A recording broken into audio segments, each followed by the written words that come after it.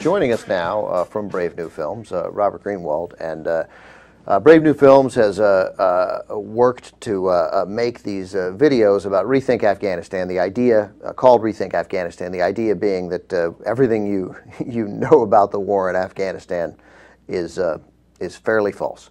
And they've made some very powerful videos available on YouTube and Facebook as well. Robert, welcome back to the show. Thank you. Good to be with you.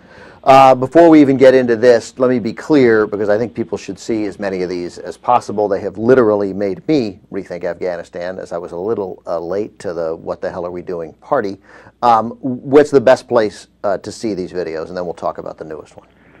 Well, you can go to, as you said, you can go to Facebook and join us there, where there are just, a lot of these small, shorter individual pieces. And if you go to the website, Rethink Afghanistan, there are sections from the film, and you can order the full-length film there, which thousands and thousands of people have done and screen it or give it to a library or school, or the people who, as you say, are late to the realization that this is disastrous on every level. So the latest video is short, and we're going to take a look at it, and it's sort of a way of, again, rethinking not just Afghanistan, but the whole idea of being a conscientious objector. So let's run that video, and then we'll talk to Robert afterwards. I love my country. I served my country. I served my country as a Marine. I served my country. But this war has been going on for 10 years, and there's no end in sight. How many more people have to die for it when it doesn't even meet the criteria for just war? Where's the justification for continuing a war in Afghanistan? Al-Qaeda isn't in Afghanistan anymore. We're fighting people that didn't attack us on 9/11. We're hurting innocent people. Our troops are suffering moral injuries fighting an unjust war. When we have to shoot another human being, that's something that we have to live with forever. The American people should ask whether those lifelong nightmares that our troops have were an absolute last resort and worth the cost. We've got to return to just war doctrine, where war is fought as a last resort for defensive purposes. And we've got to honor the consciences of those with the courage to stand up and say, I can't fight this war. I can't fight this war. I can't fight this war. My conscience won't allow it.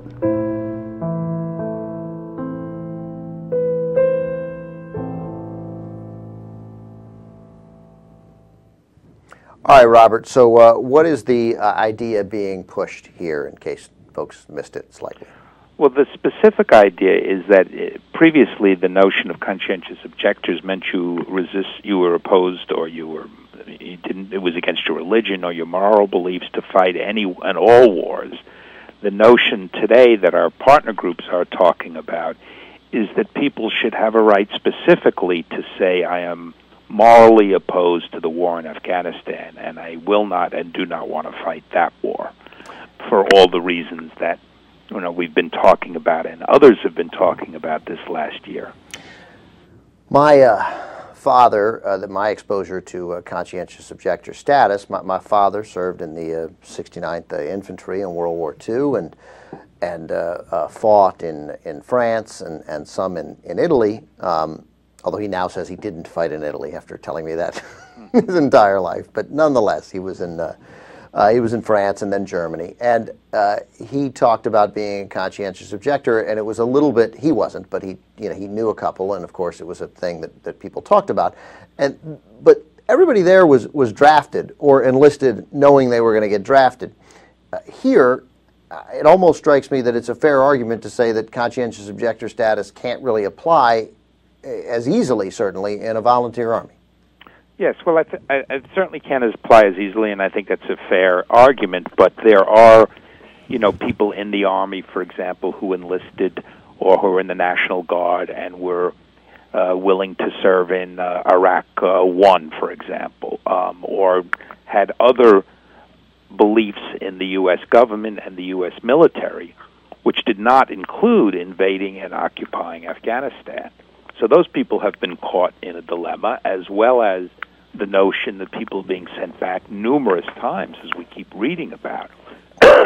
So you might have been in other areas or stationed overseas, and then you're transferred and forced to go into Afghanistan. I have a tough time thinking that when you choose to be in the military, that it doesn't seem to be a legitimate argument afterwards if you say, well, I am almost like, oh, I didn't know we were going to go to war, or I didn't know we were going to go to this war. I mean, shouldn't you simply be beholden to the orders of your commander-in-chief once you sign up? Well, that again has been the traditional argument, and the gentleman that you see in the video and others are saying and arguing very eloquently they believe in our country, they believe in the military, they believe in supporting it, but they do not believe in this war, which is an illegal war from certain perspectives, and that's what the rights that they are asking for. The war was not declared, there was not a traditional declaration, we were not invaded, a whole series of arguments that you can make. And I think, actually, the important point is it's the tip of the iceberg, if you will, because what we're hearing over and over again on the Facebook page and on our website from people who are in the military or families of those who are in the military is that just the horrific toll that this war is taking on them. They go over to Afghanistan, as they've said over and over again, you don't know who are the good guys, you don't know who are the bad guys, you're shooting at people, you don't know who they are, you're constantly being threatened. There's virtually no support. Drugs are rampant, and they reflect my own experience, not in the military, but when I was visiting Afghanistan for a short period of time. You see this bone-crunching poverty, people desperate for food and jobs and housing, and you see, billions of dollars being spent to invade and occupy them. Well, obviously, we could spend the money better. My fear is that you mentioned tip of the iceberg, so I'll go the other way with slippery slope. That when you give soldiers and Marines and airmen the right to pick and choose what war they're going to fight in, that you've entered into dangerous territory. Yes, but then you could also argue that people should not be forced to fight in a war that has not been declared a war, where there has not been a declaration of war, there has not been a vote in the traditional sense, that it has not been renewed or reviewed by the other branches of government, that the president decided, and that was it. And so I don't think anybody's suggesting that the men in the military should have unlimited. Again, if you believe in the military as a solution to some of these things, I don't happen to believe in it, but some of these men do as solving some of these problems. But again, I think if you go back to the notion of why are we at war with this country, the country did not attack us. They don't have an army that we're fighting. They did not invade us. There were some individuals who were going after, and why are we invading and occupying and militarizing these problems? Well, I want to talk about that before we go, because I think it almost pains me to say this, but I think I disagree with you on the conscientious objector issue. But the bigger issue, unquestionably, is the why are we there? And what do you sense about the success of changing the conversation a little bit on Afghanistan, where I think most Americans would still say that's where the attacks came from and we got to finish the job, whatever that means. But that's the sense, and that's what do you sense that in any way that conversation is changing, or at least beginning to change? Oh, yeah. No, it's changed radically in the year and a half we've been working on this, and the majority of Americans are now opposed to this war. A majority of Americans want the troops to come home, and that's before you ask them the question of, and again, you go out into the street, you ask anybody, here's $1 million. Now, for this $1 million, do you want to send one soldier to Afghanistan for 1 year, or what else would you like to do with that money? Take two soldiers, and as Nick Kristoff's brilliant column in the Times recently, you bring home 243 soldiers, and you pay for education for the entire country of Afghanistan.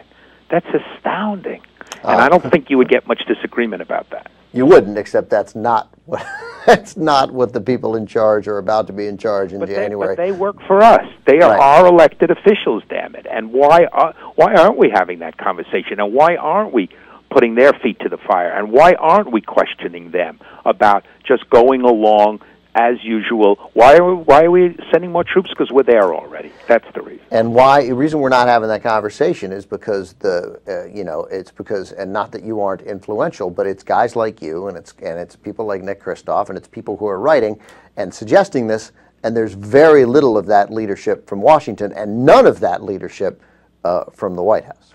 Well, absolutely, and you have at the moment a sort of a Democratic-Republican coalition around this, but it's going to change. You know, the Democrats are speaking up louder. You will hear it from the Libertarians. You'll hear it from some of the Tea Party folks. You know, this just can't go on inevitably because we can't afford it, and because more and more people are getting killed, and we are recruiting more and more people who hate us because we're bombing and killing them and their relatives. And that has long-lasting effects of changing people's minds about what the role of the United States is in the world. Robert Greenwald, thanks very much. The videos Rethink Afghanistan, a lot of ways to do it, but one of the best ways, go to the Facebook page for Rethink Afghanistan. Take a look at the videos, pass them on to your friends, and change the conversation.